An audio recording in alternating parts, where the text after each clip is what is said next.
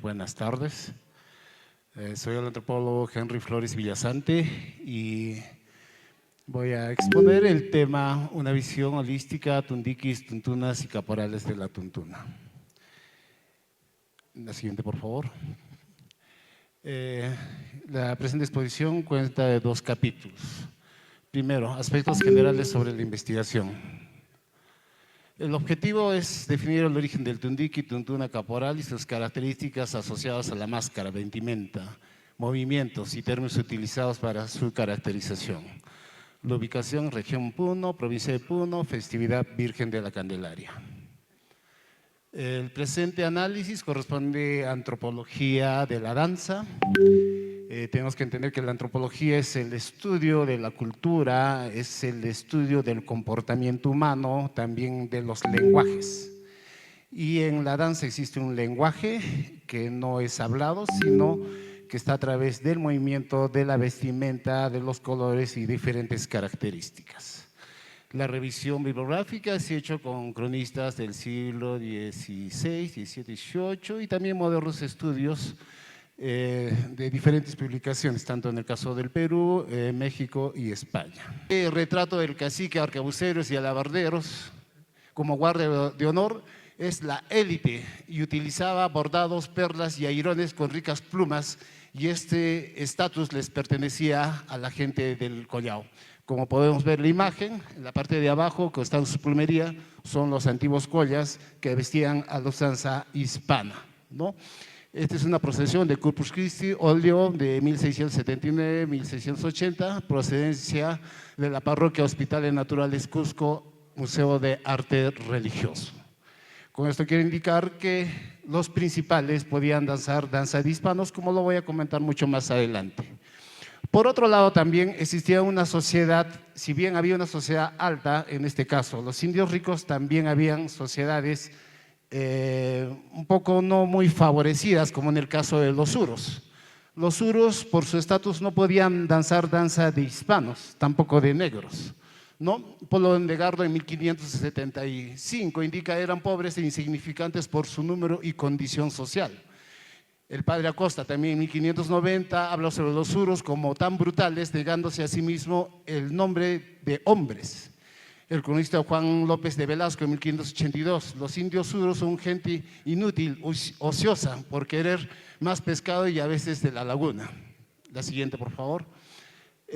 Padre Herrera en 1601, los uros son tan salvajes que preguntándoles quiénes son, respondían que no eran hombres, sino uros, como si fuesen otra especie de animales.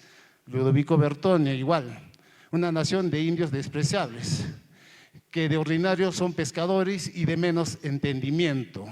El cronista Oliva en 1630 indica que Sinchirroca a los uros los consideró como inútiles y que ellos tenían que tributar en cañutos de piojos y que esto de alguna forma les sirviese para que no sean ociosos. Pero ¿por qué le digo estas categorías? Porque la danza de hispanos y de negros solamente era para las élites, ¿no? Para mestizos y no para los uros.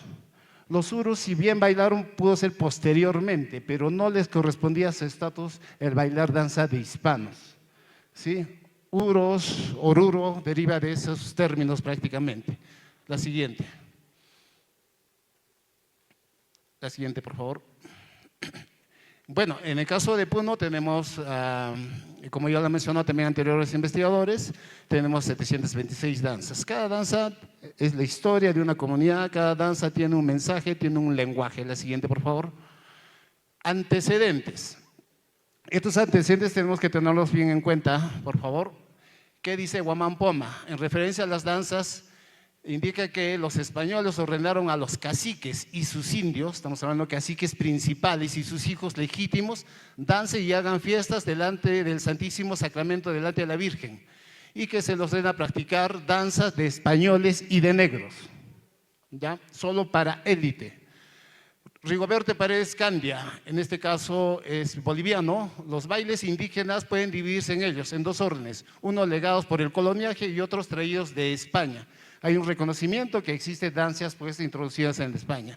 El puneño Emilio Romero en 1928 también menciona lo siguiente, que es evidente que el origen de muchas danzas en el altiplano son netamente españolas, pues los conquistadores trajeron sus costumbres y sus jolgorios. Berger, el francés, y Valcárcel, el peruano. La Iglesia Católica tuvo principal introducción de algunas danzas desde el dominio español. Nathan Bach, el francés. El traumatismo de la colonia se tiene sus efectos hasta el siglo XX. Está profundamente inscrito en las estructuras mentales. Es una verdadera huella del pasado y esto se refleja en las danzas, en el folclore. La boliviana Teresa Gisbert. Algunas danzas hispanas tuvieron una difusión desde el Cusco hasta Potosí. No de Potosí hacia Cusco, repito, desde Cusco hacia Potosí es lo que indica Teresa Gisbert. E incluso era usual en todo el virreinato este tipo de prácticas, este tipo de danzas de carácter pues hispanas. María Alicia Schux, también boliviana. La danza de la morena es de origen musulmán, de las guerras de reconquista. Esta forma de cómo los vencidos terminan bailando a quien les venció muestra una complejidad mental del dominio colonial. La española María Flores menciona que en la temprana colonia las élites de la época tenían una práctica religiosa marcada por la presencia de lo que se ha denominado cristianismo folclórico medieval, como camino de salvación a las celebraciones, y se agregan espectáculos teatrales religiosos, sin olvidar aquellos de corte épico, la danza de moros y cristianos, que también lo vamos a mencionar más adelante, y esto como tiene su aporte también en los tundiquis, tuntunas y caporales de la tuntuna. La teoría está basada básicamente en la explicación de las danzas hispanas del siglo XVI. España como foco cultural extenderá de difusión por todo el continente conquistado. Permite entender el origen de unas danzas mestizas en todo el Perú y por ende también en la región Puno. Un proceso de difusionismo cultural traído desde Europa, pero que con el tiempo se ha asumido como parte de la identidad de las poblaciones nativas, en este caso las poblaciones del altiplano, ¿no? Emilio Romero, en la monografía del departamento de Puno, hace una descripción muy importante también en referencia a lo que es los tundiquis. Estamos hablando de 1928 y este trabajo no fue en ese año, debió hacerlo mucho más antes, ¿no? Dice, otro baile tundiquis es igualmente de factura colonial. Los danzarines son parejas de hombres y mujeres, entre lo que uno de los indios se disfraza de sambo o mulato y caminan al son de una gaita hecha de un pinquillo de vejiga inflada. Este baile se parece al conocido entre los mulatos de las tierras bajas, esferas del pueblo limeño, con el nombre de son de diablos. Ahora, este dato es importante. ¿Por qué logra comparar las danzas de tundiquis con el son de diablos de la costa? Y sobre todo de un instrumento muy interesante, que es la gaita andina. Veamos estos trajes, por favor, la anterior. Estos trajes nos hacen recordar, obviamente, a los trajes de tundiquis y tuntunas. Pues efectivamente, es lo que vio Emilio Romero, pero obviamente el traje corresponde a un ambiente mucho más cálido que tenemos, pues, que no tenemos aquí en la zona andina. Sin embargo, pertenece a tierras más bajas y también podemos ver grandes cabezas, grandes máscaras. Pero ese es el son diablos. ¿Y por qué lo compara? La siguiente, por favor. Haciendo un estudio, gracias a William Tompkins, sobre las tradiciones musicales de los negros de la costa del Perú. ¿Qué es lo que dice en referencia a esta danza? Los jesuitas también hicieron buen uso de la pompa y la ceremonia de la iglesia y dependieron de las procesiones con estándares multicolores, guirnaldas, incienso, especialmente música para atraer a los negros. Los diálogos con contenido cristiano eran musicalizados, que fueron utilizados entre los esclavos del siglo XVII, ¿no? Y también hace referencia a varias bandas de músicos, buenos tocadores con clarines, de chirimías y versión española de la gaita escocesa. Entonces, encontramos el mismo elemento de la gaita escocesa en la comparación que hace Emilio Romero en 1928. O sea, hay similitudes en el traje, la máscara y también el instrumento que es la gaita española. La siguiente, por favor. Entonces, estas características, como bien podemos ver, tienen ciertas similitudes. Son de diablos, grandes máscaras, cabezudos, papahuevos, y también con las máscaras que tienen, pues, en este caso, tuntunas, tundiquis. La siguiente, por favor. Siguiente.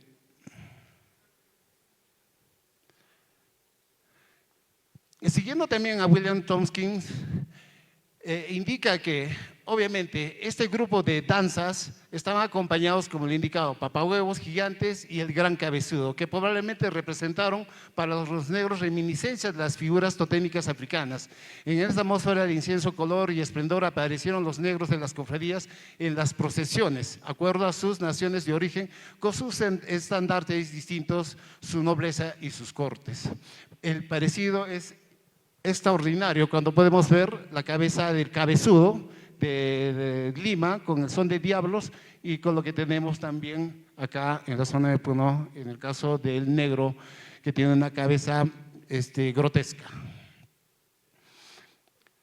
La literatura de los siglos XVI y XVII hace referencia a numerosas danzas cuyos títulos refieren a gran variedad gráfica de las mismas.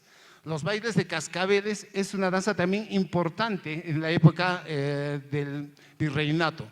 Utilizan a menudo temas míticos, morales y populares y a veces incluso requeridos el uso de las máscaras. Las danzas eran acompañadas por música instrumental y vocal, incluido uso de instrumentos de percusión como panderetas, sonajas, que realmente los danzantes usaban campanillas ornamentales, de donde parece que vino el término de cascabel. O sea, prácticamente cascabeles, cabezudos, trajes ligeros, están obviamente, y el instrumento musical, una procedencia de la Lima virreinal. Así también lo atestigua el padre Compañón en el caso de Trujillo. Poco a poco se fueron extendiendo este tipo de danzas y recreándose en diferentes zonas.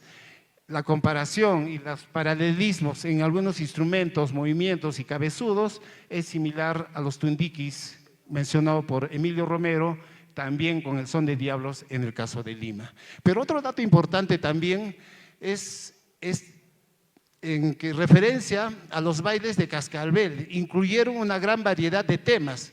De danzas corales fueron especialmente populares, incluyendo la conocida de moros y cristianos. Ojo, danza de moros y cristianos.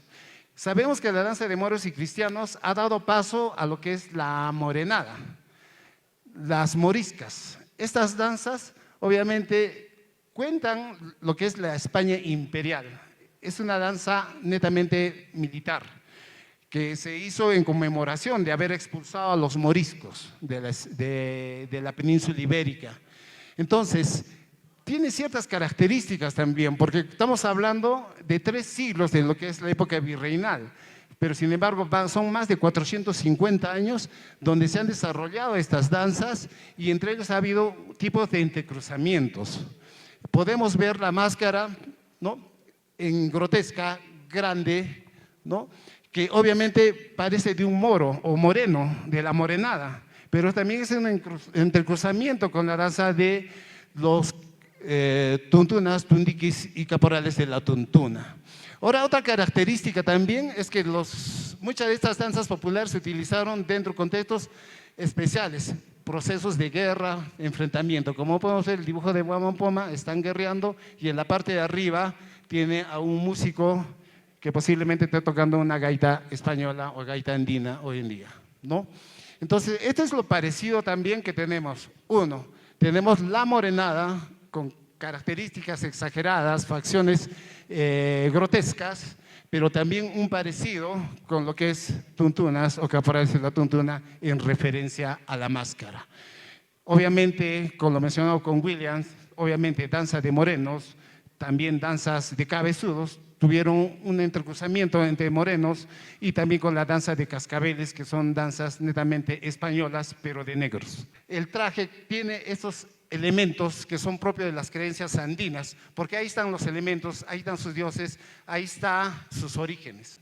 Este trabajo indica que el caporal es una práctica al mismo que la tuntuna y el tundique, es una continuidad, tiene el mismo patrón musical y no corresponde a los grupos de las yungas de Bolivia. La saya tiene otra historia musical, otro contexto.